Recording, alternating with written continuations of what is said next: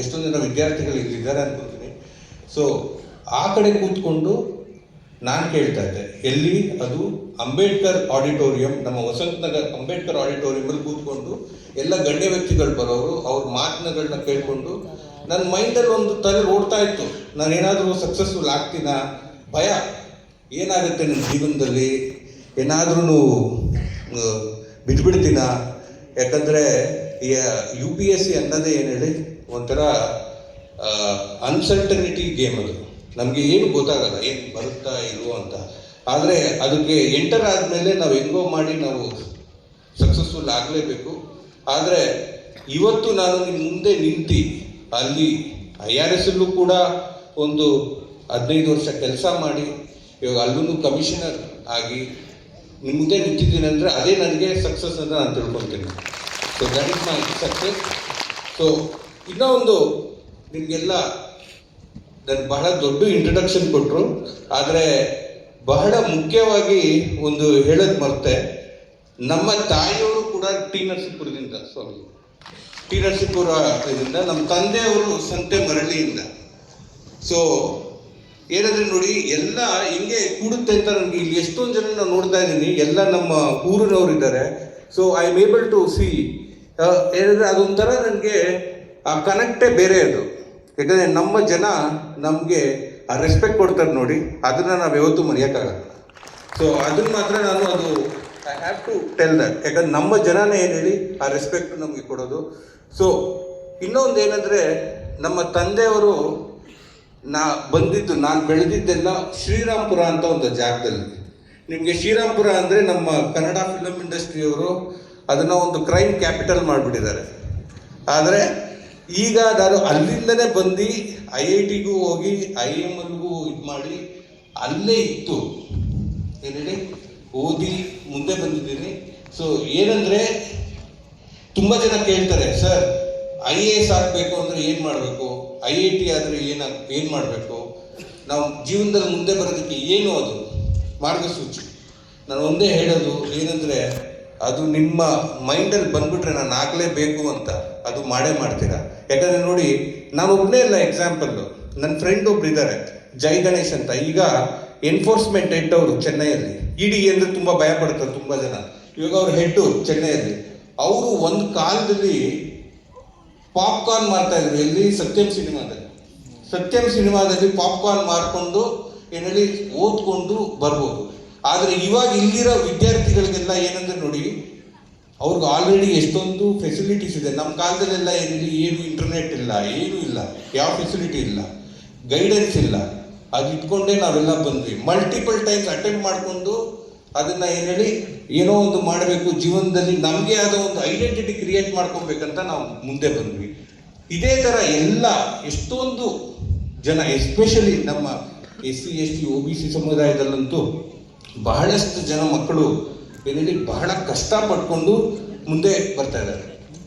ಇನ್ನೊಂದು ನಾನು ಏನು ಹೇಳಕ್ಕೆ ಇಷ್ಟಪಡ್ತೀನಿ ಅಂದರೆ, ಇಲ್ಲಿ BVS ಅವರ ಸಿದ್ಧಾಂತಗಳನ್ನ ನೋಡಿದೆ. ಇವಾಗ ಬಹಳಷ್ಟು ಸಂಘ ಸಂಸ್ಥೆಗಳನ್ನ ನಾನು ನೋಡಿದ್ದೀನಿ. ಯಾಕಂದರೆ ನಾನೊಂದು ಪುಸ್ತಕನೂ ಬರ್ತೀನಿ, ಇನ್ಸ್ಪೈರಿಂಗ್ ಅಂಬೇಡ್ಕರ್ ಅಂತ. ಬಹಳಷ್ಟು ಜನ ಸಂಘ ಸಂಸ್ಥೆಗಳು ಏನು ಮಾಡ್ತಾ ಇದ್ದಾರೆ ಅಂದರೆ, ಅಂಬೇಡ್ಕರ್ ಅವರ ವಿಚಾರಧಾರೆ ಇದೆ ನೋಡಿ, ಅದನ್ನ ಮಿಸ್ಇಂಟರ್ಪ್ರಿಟ್ ಮಾಡ್ತಾ ಇದ್ದಾರೆ. ಏನಂದರೆ ಅವ್ರದ್ದು ಅದು ಕೆಲಸ ಏನಾಗ್ಬಿಟ್ಟಿದೆ ಅಂದರೆ, ಅಂಬೇಡ್ಕರ್ ಅವ್ರು ಏನು ಬರೆದಿದ್ದಾರೆ ಅದನ್ನ ಹೇಳಲ್ಲ, ಆದರೆ ಬಾಬಾ ಸಾಹೇಬ್ ಅವರು ಏನು ಬರೆದಿದ್ದಾರೆ ಅದನ್ನು ಎಕ್ಸಾಕ್ಟ್ ಆಪೋಸಿಟ್ ಆಗಿ ಇಂಟರ್ಪ್ರಿಟ್ ಮಾಡಿ ಜನಕ್ಕೆಲ್ಲ ಬ್ರೈನ್ ವಾಷಿಂಗ್ ಮಾಡ್ತಾ ಇದ್ದಾರೆ. ಆದರೆ ಇಲ್ಲಿ BVS ಅವರು ಆ 2 ಸಿದ್ಧಾಂತಗಳ ಬಗ್ಗೆ ಮಾತಾಡಿದ್ರು ನೋಡಿ, ಶ್ರೀನಿವಾಸ್ ಅವರು, ಅದೇ ಮೇನ್ ಸಿದ್ಧಾಂತ. ಅಂಬೇಡ್ಕರ್ ಅವ್ರಿಗೆ ಏನಂದರೆ ನೋಡಿ, ನೀವು ಅಂಬೇಡ್ಕರ್ ಅವ್ರಿಗೆ ಗೌರವ ಕೊಡ್ತೀರಾ ಅಂದರೆ ನೀವೇನು ಹೇಳಿ, ನೀವು ನಿಮ್ಮ ಕೈ ಮೇಲೆ ನಿಲ್ಲಿ, ಹೋಗಿ ದೊಡ್ಡ ಪೊಸಿಷನ್ಸ್ಗಳನ್ನ ಆಕ್ಯುಪೈ ಮಾಡಿ. ಸ್ಟ್ರಾಟಜಿಕ್ ಪೊಸಿಷನ್ಸ್ನ ನೀವು ಯಾವಾಗ ಆಕ್ಯುಪೈ ಮಾಡ್ತೀರಾ, ಅವ್ರು ಏನು ಹೇಳ್ತಾರೆ ಅಂದರೆ, ತುಂಬ ಜನಕ್ಕೆ ನಮ್ಮ ಜನ ಸ್ಲಮ್ಸಲ್ಲಿದ್ದರೆ ಅವ್ರಿಗೇನು ಪ್ರಾಬ್ಲಮ್ ಇರಲ್ಲ. ಅವ್ರಿಗೆ ಯಾವಾಗ ಪ್ರಾಬ್ಲಮ್ ಬರೋದು, ನೀವು ಹೋಗಿ ದೊಡ್ಡ ಪೊಸಿಷನ್ಸ್ನ ಆಕ್ಯುಪೈ ಮಾಡ್ತೀರಾ ನೋಡಿ, ಆವಾಗ ಪ್ರಾಬ್ಲಮ್ ಬರುತ್ತೆ, ಆವಾಗ ಅವ್ರಿಗೆ ಏಟ್ ಆಗುತ್ತೆ. ಓಕೆ, ಸೊ ಅಂಬೇಡ್ಕರ್ ಅವರು ಅದೇ ಹೇಳೋದು ಏನಂದರೆ, ನೀವು ಏನೇ ಇದ್ರೂ go and achieve those big position, don't aim for the small position. ನೀವು ಗ್ರೂಪ್ D ಕೆಲಸದಲ್ಲಿ ಇಟ್ಕೊಂಡಿದ್ರೆ ಏನಿದಿಲ್ಲ, ಹೋಗ್ಬಿಟ್ಟು ಗ್ರೂಪ್ A ಹೋಗಿ ದೊಡ್ಡ ಪೊಸಿಷನ್ಸ್ನ ಆಕ್ಯುಪೈ ಮಾಡಿ. ಪೊಲಿಟಿಷಿಯನ್ಸ್ಗಳು ಕೇವಲ ಜಿಲ್ಲಾ ಪರಿಷತ್ ಲೆವೆಲ್ ಇರೋದಲ್ಲ, MLA ಗಳಾಗಿ, MP ಗಳಾಗಿ, ಕ್ಯಾಬಿನೆಟ್ ಮಿನಿಸ್ಟರ್ ಆಗಿ ದೊಡ್ಡ ದೊಡ್ಡ ಅಧಿಕಾರನ ತಗೊಂಡ್ರೆ ಏನ್ ಹೇಳಿ ನಮ್ಮ ಜನಗಳಿಗೆ ಉಪಯೋಗ ಆಗುತ್ತೆ ಅಂತ ಅವರ ಸಿದ್ಧಾಂತ. ಅದು ಮೇನ್ ಸಿದ್ಧಾಂತ. ಏನಂದ್ರೆ BVS ಅವರು ಇದನ್ನ ಫಾಲೋ ಮಾಡ್ತಾ ಇರೋದೇ ಏನ್ ಹೇಳಿ ನನಗೆ ಬಹಳ ಖುಷಿ ಆಯ್ತು. ಯಾಕಂದ್ರೆ ಇಟ್ಸ್ ಎ ತುಂಬಾ ಜನ ಅಂಬೇಡ್ಕರ್ ಅವರ ಸಿದ್ಧಾಂತಗಳ ಬಗ್ಗೆ ಮಾತಾಡ್ತಾರೆ, ಆದ್ರೆ ಯಾರು ಏನ್ ಹೇಳಿ ಫಾಲೋ ಮಾಡಲ್ಲ. ಇವಾಗ ಇವರು 25 ವರ್ಷಗಳು ಫಾಲೋ ಮಾಡಿಕೊಂಡು ಇಷ್ಟೊಂದು ವಿದ್ಯಾರ್ಥಿಗಳಿಗೆ ಸಹಾಯ ಮಾಡಿಕೊಂಡು ಬಂದಿದ್ದಾರೆ. So that is a very big work. Hats off to you sir, hats off. ಇನ್ನೊಂದು ನಾನು ಏನು ಹೇಳಕ್ಕೆ ಇಷ್ಟಪಡ್ತೀನಿ ಅಂದರೆ, ನೋಡಿ, ಒಂದು ಕಡೆ ನಮ್ಮ ಹುಡುಗರು SC ST OBC ಮಕ್ಕಳು ಎಲ್ಲರೂ ಬಹಳ ಮುಂದೆ ಬರ್ತಾ ಇದ್ದಾರೆ, ಕಂಪೀಟ್ ಮಾಡ್ತಾ ಇದ್ದಾರೆ. ಆದರೆ ಅದೇ ರೀತಿ ಇನ್ನೊಂದು ಕಡೆ ಏನಾಗ್ತದೆ ಅಂದರೆ, ನಮ್ಮ ಸೋಷಿಯಲ್ ಮೀಡಿಯಾ ಅಲ್ಲೆಲ್ಲ ಈ ನಿರೂಪಣೆಗಳು, ಲೈಕ್ ನೆರೇಟಿವ್ಸ್ ನಾವೇನು ಹೇಳ್ತೀವಿ, ಅದನ್ನ ಹಾಕಿ ನಮ್ಮ ಮಕ್ಕಳನ್ನ ಏನು ಹೇಳಿ ಒಂಥರ ಸೈಕಲಾಜಿಕಲ್ ಎನ್ಸ್ಲೇವ್ಮೆಂಟ್ ಮಾಡ್ತಾ ಇದ್ದಾರೆ. ಲೈಕ್ ಫಾರ್ ಎಕ್ಸಾಂಪಲ್ ನಾನು ಒಂದು ಹೇಳ್ತೀನಿ ನೋಡಿ. ಒಂದು ರೀಸೆಂಟಾಗಿ ನಾನು ನೋಡಿದೆ, ನಾನು ಇದ್ರ ಬಗ್ಗೆ ತುಂಬ ಡಿಸ್ಕಸ್ ಮಾಡಿದೆ. ಲಾಸ್ಟ್ ಇಯರು ಒಂದು ಸತ್ಯ ಹಿಂದಿ ಅಂತ ಒಂದು ಫೇಮಸ್ ಯೂಟ್ಯೂಬ್ ಚಾನೆಲ್ ಇದೆ, ಅದರಲ್ಲೂ ನಾನು ಮಾತಾಡಿದ್ದೆ. ಅವ್ರು ಏನು ಹೇಳ್ತಾರೆ ಅಂದರೆ, SC ST OBC ಮಕ್ಕಳು 40% ಸೆಲೆಕ್ಟ್ ಆಗ್ತಾರಂತೆ ಎಕ್ಸಾಮ್ಸಲ್ಲಿ, ಜನರಲ್ ಮೆರಿಟ್ ಅವರು 80% ಸೆಲೆಕ್ಟ್ ಆಗ್ತಾರೆ ಅಂತ. ಸೊ ಇದನ್ನ ಇದು ಸತ್ಯನಾ ಅಂತ, ಇದು ಒಂದು ಇನ್ಸ್ಟಾಗ್ರಾಮಲ್ಲಿ, ಯೂಟ್ಯೂಬಲ್ಲಿ ಏನೇಳಿ ಒಂದು ವಿಡಿಯೋನ ಹಾಕಿ ಅದನ್ನು ಕೋಟ್ಯಾಂತರ ಯೂಸ್ ಮಾಡಿದ್ದಾರೆ. ಇವಾಗ ಅದನ್ನ ಯಾರಾದ್ರೂ ಒಬ್ಬ ನಮ್ಮ ಮಕ್ಕಳು ನೋಡಿದ್ರೆ ಏನು ಅನ್ಕೊಬೋದು, ಅವ್ರಿಗೆ ಎಷ್ಟು ಬೇಜಾರಾಗ್ಬೋದು. ಓ, ನಾನೇನು ವೀಕಾ, ನಾನೇನು ಮಾಡಬಲ್ಲೆನ ಅಂತ. ಅದಕ್ಕೆ ನಾನೇನು ಮಾಡಿದೆ ಅಂದರೆ, ನಾನೊಂದು ರಿಸರ್ಚೇ ಮಾಡಿದೆ. ಅದಕ್ಕೆ ನಾನು UPSC ಮಾರ್ಕ್ಸ್ ತಗೊಂಡೆ 2007 2017 10 ವರ್ಷಗಳು ಯಾರ್ಯಾರು ಸೆಲೆಕ್ಟ್ ಆಗಿದ್ದಾರೆ, SC ST OBC candidate select ಆಗಿದ್ದಾರೆ, ಜನರಲ್ ಕ್ಯಾಂಡಿಡೇಟ್ ಎಲ್ಲಾರ್ದು ಮಾರ್ಕ್ಸ್ ತಗೊಂಡು ಅನಾಲಿಸಿಸ್ ಮಾಡಿದ್ವಿ. What is the percentage they have got, ಎಷ್ಟು ಪರ್ಸೆಂಟೇಜ್ ಸಿಕ್ಕಿದೆ ಅವ್ರಿಗೆ ಅಂತ. ನಿಮಗೆ ಬಿಲೀವ್ ಮಾಡೋಕ್ಕಾಗಲ್ಲ. ಎಷ್ಟಿರ್ಬೋದು ಇಲ್ಲಿ ಡಿಫ್ರೆನ್ಸು, ರಿಟರ್ನಲ್ಲಿ ಡಿಫ್ರೆನ್ಸು 2% ಅಷ್ಟೇ. ಜನರಲ್ ಮೆರಿಟ್ಗೂ SC STಗಳಿಗೂ ಎಷ್ಟು ಹೇಳಿರೋದು 2%. ಅದೇ ಥರ ನೀವು ಇಂಟರ್ವ್ಯೂನ ತೆಗೆದುಬಿಟ್ರೆ ಇನ್ನೂ ಕಮ್ಮಿ. ಓಕೆ, ಸೊ ನಾನು ಏನು ಹೇಳಕ್ಕೆ ಬರ್ತೀನಿ ಅಂದರೆ, ಇವಾಗ ನೋಡಿ ಕಾಂಪಿಟೇಷನ್ ಎಷ್ಟಿದೆ ಅಂತ ನಾನು ಹೇಳ್ತೀನಿ ನೋಡಿ. ಒಂದು ಸ್ವಲ್ಪ ನಂಬರ್ಸ್ ನಾನು ತೊಗೊಂಡ್ಬಂದೆ. ಫಾರ್ ಎಕ್ಸಾಂಪಲ್, UPSCಯಲ್ಲಿ 2020ರಲ್ಲಿ 1.47 ಲಕ್ಷ ಜನ OBCಯಲ್ಲಿ ಕೇವಲ ಸೆಲೆಕ್ಟ್ ಆಗಿದ್ದು ಎಷ್ಟು ಜನ, 245 ಜನ ಅಷ್ಟೇ. SC ದಲಿತರಲ್ಲಿ 1.01 ಲ್ಯಾಕ್ ಪೀಪಲಲ್ಲಿ ಸೆಲೆಕ್ಟ್ ಆಗಿದ್ದು 124 ಜನ ಅಷ್ಟೇ. ಹಂಗಾಗಿ ಎಷ್ಟು ಕಾಂಪಿಟೇಷನ್ ಇರ್ಬೋದು ಅಂತ ಥಿಂಕ್ ಮಾಡಿ. ಸೊ ಈ ಕಾಂಪಿಟೇಷನ್ ಎಲ್ಲ ಅವ್ನು ಬೇಯಿಸಿ ಬಂದಾದ್ಮೇಲೆ ನಾವು ಅವನಿಗೆ ಕೆಪಬಿಲಿಟಿ ಇಲ್ಲ ಅಂತ ಹೇಳೋಕ್ಕಾಗತ್ತಾ? ಸೊ ಯಾಕಂದರೆ ಇವಾಗ ಜನ ಏನು ಹೇಳ್ತಾರೆ ಅಂದರೆ, ನಿಮಗೆ ಮೆರಿಟೇ ಇಲ್ಲ, ನಿಮ್ಮ ರಿಸರ್ವೇಷನಲ್ಲಿ ಬಂದಿದ್ದಾರೆ. ಸೊ ಅದೊಂಥರ ಪರ್ಸೆಪ್ಷನ್ ಕ್ರಿಯೇಟ್ ಮಾಡೋಕ್ಕೆ, ನಮ್ಮ ಜನನ ಸೈಕಲಾಜಿಕಲಿ ಎನ್ಸ್ಲೇವ್ ಮಾಡೋದಕ್ಕೆ ಮಾಡ್ತಾ ಇದ್ದಾರೆ. ಆದರೆ ನಾನೇನು ಹೇಳ್ತಾ ಇದ್ದೀನಿ ಅಂದರೆ, ಇಲ್ಲಿರೋ ವಿದ್ಯಾರ್ಥಿಗಳಿಗೆಲ್ಲ ಏನಂದರೆ, you are all capable, you can achieve whatever you want. ಮತ್ತು ಇನ್ನೊಂದು ಏನಂದರೆ, you are not less than anybody. So ಯಾಕಂದರೆ ಅದನ್ನ ನಮ್ಮ ಹುಡುಗರ ತಲೆಗೆ ತುಂಬ್ತಾ ಇದ್ದಾರೆ ತುಂಬ ಜನ, ನಿಮಗೆ ಕೆಪಬಿಲಿಟಿ ಇಲ್ಲ, ನಿಮ್ಗೆ ಮೆರಿಟ್ ಇಲ್ಲ ಆ ಥರ ಅಂತ. ಆದರೆ ಇವಾಗ ನೋಡಿ, ಇವಾಗ ಒಂದು ಕಡೆ ನಮ್ಮ ಹುಡುಗರು ಎಲ್ಲ ಕಡೆ ಬರ್ತಾ ಇದ್ದಾರೆ, ಆದರೆ ಸಿನಾರಿಯೂ ನೋಡಬೇಕಾಗತ್ತೆ. ಎಷ್ಟು ಅನ್ಎಂಪ್ಲಾಯ್ಮೆಂಟು ನಮ್ಮ ಇಂಡಿಯಾದಲ್ಲಿ ಇವಾಗ ಡೆವಲಪ್ ಆಗ್ತದೆ ಅಂತ. ಲೈಕ್ ಫಾರ್ ಎಕ್ಸಾಂಪಲ್ಲು, ರೀಸೆಂಟಾಗಿ ಒಂದು ರಿಪೋರ್ಟ್ ಬಂದಿದೆ, ಇಂಟರ್ನ್ಯಾಷನಲ್ ಲೇಬರ್ ಆರ್ಗನೈಸೇಷನ್ ರಿಪೋರ್ಟ್ ಅಂತ. ಅದರಲ್ಲಿ ಅವ್ರು ಏನು ಹೇಳ್ತಾರೆ ಅಂದರೆ, like for example, UP police ಇಲಾಖೆಯಲ್ಲಿ ಬರೀ 62 ಪ್ಯೂನ್ ಪೋಸ್ಟ್ಗಳಿಗೆ 93,000 ಜನ ಅಪ್ಲೈ ಮಾಡಿದ್ದಾರೆ. ಅದರಲ್ಲಿ 3,700 ಜನ PhDಗಳು, ಓಕೆ, 5,000 ಜನ ಪದವೀಧರರು, 28,000 ಜನ ಸ್ನಾತಕೋತ್ತರ ಪದವೀಧರರು. ಅದೇ ಥರ ಗ್ರೂಪ್ ಡಿ ಕೆಲಸಗಳಲ್ಲೂ ಕೂಡ ಹಂಗೆ 1 ಮಿಲಿಯನ್ ಅಪ್ಲಿಕೇಶನ್ ಬರ್ತಾರೆ. ನಮ್ಮ ಮಿಸ್ಸಸ್ಸು ದೀಪ್ನಾ ಗೋಕುಲ್ರಾಮ್ ಅಂತ, ಅವರು ಕೂಡ ಇವಾಗ ಬೆಂಗಳೂರಲ್ಲಿ ಅಕೌಂಟೆಂಟ್ ಜನರಲ್ ಆಗಿದ್ದಾರೆ, AG ಆಗಿದ್ದಾರೆ. ಅವ್ರ ಆಫೀಸಲ್ಲೂ ಒಂದೇ ಒಂದು ಗ್ರೂಪ್ ಡಿ ಕೆಲಸಕ್ಕೆ 1,00,000 ಅಪ್ಲಿಕೇಶನ್ ಬರ್ತಾರೆ. ಹಂಗಂದ್ರೆ ನಾವೇನು ಹೇಳ್ತಾ ಇರೋದು ಅಂದರೆ, ಮತ್ತೆ ಎಷ್ಟೊಂದು ಕಡೆ ನಾವು ನೋಡ್ತೀವಿ ಕಟ್ ಆಫ್ಸ್ಗಳಿದೆ ನೋಡಿ. ಇವಾಗ ರಿಸರ್ವ್ಗೂ ಮೆರಿಟ್ ಸ್ಟೂಡೆಂಟ್ಸ್ಗೂ ಬಹಳ ಕಡಿಮೆ ಇದೆ. ನಾನು why I am telling you this is, see ತುಂಬ ಜನ ಏನು ಮಾಡ್ತಾರೆ ಅಂದರೆ, ನೀವು ಸೆಲೆಕ್ಟ್ ಆಗ್ತೀರಾ, ತುಂಬ ಜನ SC ST OBC ಮಕ್ಕಳು ಸೆಲೆಕ್ಟ್ ಆಗ್ತಾರೆ, ಆದರೆ ನೀನು ರಿಸರ್ವೇಷನಲ್ಲಿ ಸೆಲೆಕ್ಟ್ ಆಗಿದೆಯಾ ಅಂತ ಒಂದು ರಿಡಿಕ್ಯೂಲ್ ಮಾಡಕ್ಕೆ ಬರ್ತಾರೆ. ಆದರೆ ಅದಕ್ಕೆ ನಾನು ಏನು ಹೇಳ್ತಾ ಇದ್ದೀನಿ ಅಂದರೆ, ಇಟ್ ಈಸ್ ನಾಟ್ ದೇರ್. ತುಂಬ ಜನ ಮಕ್ಕಳು ಇವಾಗ ಯಾರು ಸೆಲೆಕ್ಟ್ ಆಗ್ತಾ ಇದ್ದಾರೆ, they are all much competitive, they are all very very good. ಇದಕ್ಕೆ ಇನ್ನೂ ಒಂದು ರಿಸರ್ಚನ್ನು ನಾನು ನೋಡಿದ್ದೀನಿ. ನಾನು ಒಂದು American journal of political science, it's A international research, ಅವರು ಒಂದು ರಿಸರ್ಚ್ ಮಾಡಿದರು. ಆ ರಿಸರ್ಚಲ್ಲಿ ಏನು ಮಾಡ್ತಾರೆ ಅಂದರೆ, ಅವರು ಎಲ್ಲ IAS ಅಧಿಕಾರಿಗಳು, ಇಂಡಿಯಾದಲ್ಲಿರೋ ಎಲ್ಲ IAS ಅಧಿಕಾರಿಗಳು ರಿಸರ್ವ್ಡು ಮತ್ತು ಜನರಲ್ ಕ್ಯಾಟಗರಿ ಅವ್ರನ್ನ ಪರ್ಫಾರ್ಮೆನ್ಸ್ನ ತೊಗೊತಾರೆ. ಪರ್ಫಾರ್ಮೆನ್ಸ್ನ ತೆಗೆದುಬಿಟ್ಟು ನೋಡ್ತಾರೆ, ರಿಸರ್ವ್ಡ್ ಕ್ಯಾಟಗರಿಯವ್ರ ಪರ್ಫಾರ್ಮೆನ್ಸ್ ಏನಾದರೂ ಕಮ್ಮಿ ಆಗಿದೆಯಾ ಅಂತ.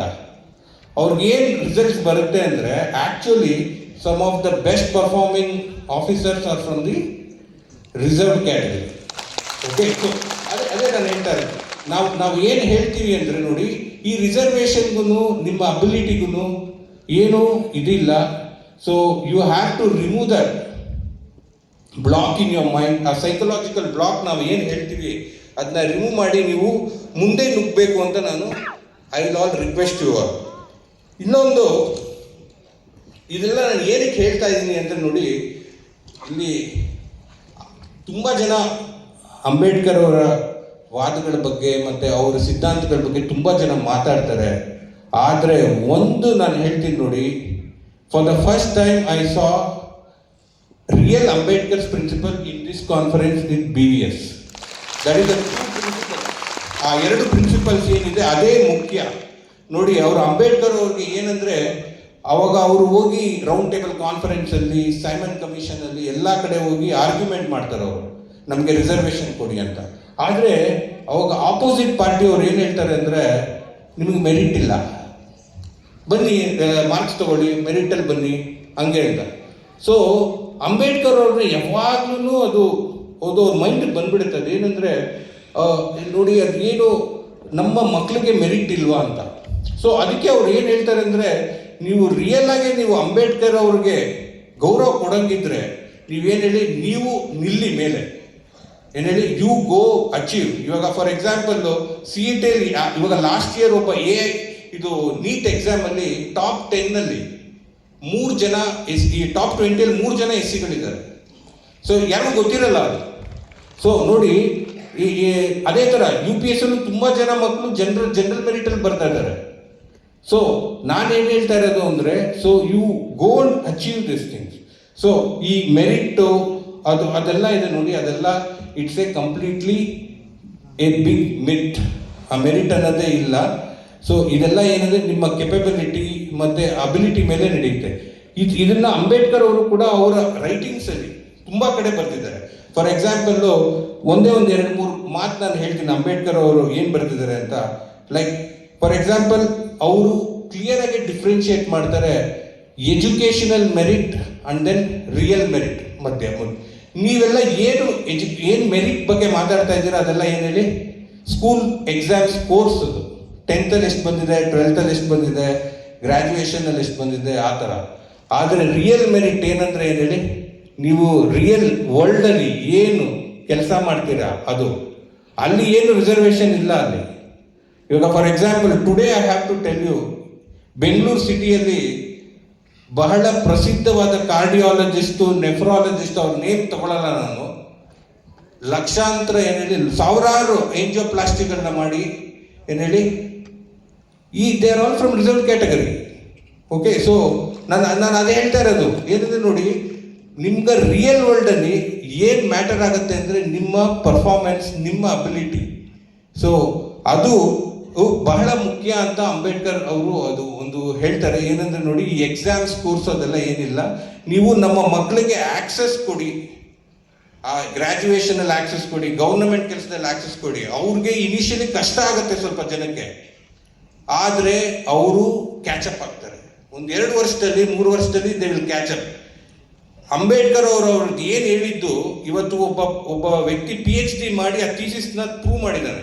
ನಮ್ಮ ಇದು ಐ ಥಿಂಕ್ ಇನ್ ಹೈದರಾಬಾದ್ ಯೂನಿವರ್ಸಿಟಿಯಲ್ಲಿ ಒಬ್ಬರು PhD ಮಾಡಿದ್ದಾರೆ. ಅವ್ರ ಪ್ರಕಾರ ಏನಂದ್ರೆ, ನಮ್ಮ ಮಕ್ಕಳು ಯಾವಾಗ ಎಂಟರ್ ಆಗ್ತಾರೆ ಯೂನಿವರ್ಸಿಟಿಗೆ, ಅವರು ಕಡಿಮೆ ಮಾರ್ಕ್ಸ್ ಇರುತ್ತೆ ಅವ್ರಿಗೆ, ಆದರೆ ಅವ್ರು ಎಕ್ಸಿಟ್ ಆಗ್ತಾರೆ ನೋಡಿ, ಎಕ್ಸಿಟ್ ಆದಾಗ ಏನೂ ಇರಲ್ಲ, ಡಿಫ್ರೆನ್ಸು ಆಲ್ಮೋಸ್ಟ್ ಸೇಮ್ ಇರುತ್ತೆ.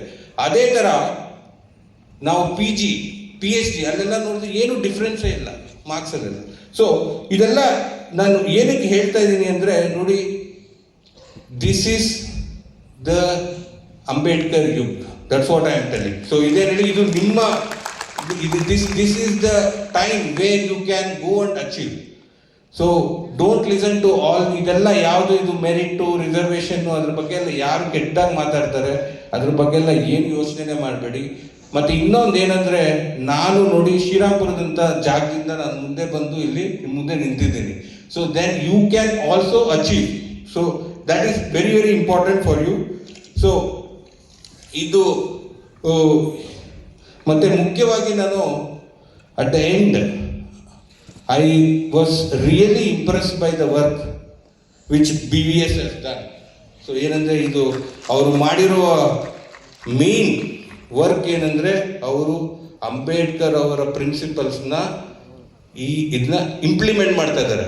ಇವಾಗ ಎಷ್ಟೊಂದು ಪೊಲಿಟಿಕಲ್ ಪಾರ್ಟೀಸ್ ಬರುತ್ತೆ, ನಾನು ನೋಡಿದ್ದೀನಿ, ನಾವು ಅಂಬೇಡ್ಕರ್ ಸಿದ್ಧಾಂತನ ಇಂಪ್ಲಿಮೆಂಟ್ ಮಾಡ್ತಾ ಇದ್ದೀವಿ, ಅಂಬೇಡ್ಕರ್ ಅವ್ರ ವಿಚಾರಧಾರೆನ ನಾವು ಮುಂದೆ ತೊಗೊಂಡು ಹೋಗ್ತಾ ಇದ್ದೀವಿ ಅಂತ. ಆದರೆ ಅವರು ಒಂದೇ ಹೇಳ್ತಾರೆ, ಆದರೆ ಅವ್ರು ಮಾಡ್ತಾ ಇರೋದು ನೋಡಿದ್ರೆ ಏನಿರುತ್ತೆ ಹೇಳಿ, ಎಕ್ಸಾಕ್ಟ್ಲಿ ಆಪೋಸಿಟ್ ಇರುತ್ತೆ.